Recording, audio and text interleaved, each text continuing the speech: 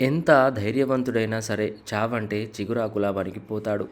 కానీ ఓ యువకుడు మాత్రం చావు చెంప మీద చిటికేస్తున్నా సరే చిరునవ్వుతో ఆహ్వానించాడు.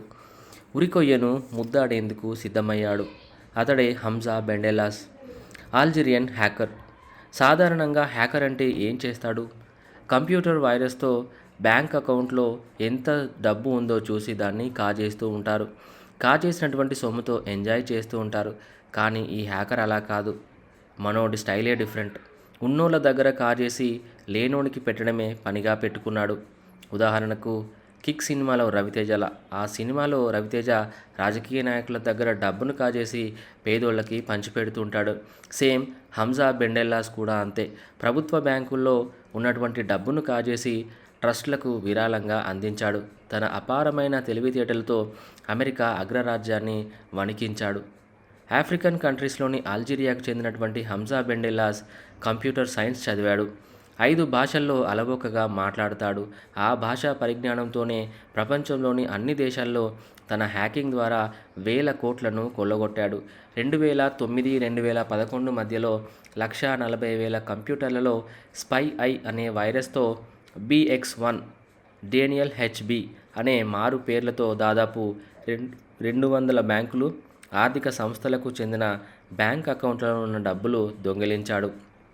కానీ దొంగిలించిన సొమ్ముతో జల్సాలు మాత్రం చేయలేదు. దాన్ని అంతా పేద ప్రజలకు పంచేశాడు. అధిక శాతం వరకు డబ్బును పాలస్తీనాకు చెందిన పలు చారిటబుల్ ట్రస్టులకు విరాళంగా ఇచ్చినట్లు ప్రముఖ మీడియా సంస్థ అల్ జజీరా తెలిపింది. కాగా 23 దేశాలకు చెందిన బ్యాంకుల్లో అవకతవకలు జరగడంతో ఆయా దేశాలు విచారణకు ఆదేశించాయి. దీంతో అంతర్జాతీయ దర్యాప్తు సంస్థలు హంజా కోసం గాలింపు చర్యలు చేపట్టాయి. ఈ గాలింపు చర్యల్లో మలేషియా, ఈజిప్ట్ దేశాల నుంచి బ్యాంకాక్ వెళ్తుండగా జనవరి 8, 2013న థాయ్ పోలీసులు హంజాను అరెస్ట్ చేశారు. అరెస్ట్ చేసినటువంటి థాయ్ పోలీసులు అమెరికాకు మన హంజాని అప్పగించారు. విచారణ చేపట్టినటువంటి అమెరికా 2015లో అతనికి 15 ఏళ్ల జైలు శిక్ష విధిస్తూ తీర్పునిచ్చింది. అయితే వాస్తవానికి అమెరికా హంజాను ఉరితీశారనేటువంటి ప్రచారం జరుగుతుంది. మరోవైపు హంజా గురించి ఓ వార్త సోషల్ మీడియాలో వైరల్ అవుతుంది.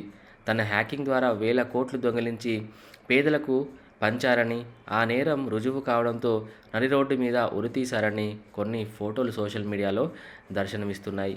ఆ ఫోటోలపై పేదల కోసం నవ్వుతూ ఉరికంబం ఎక్కినటువంటి దీశాలి అంటూ నెటిజన్లు కామెంట్ చేస్తున్నారు.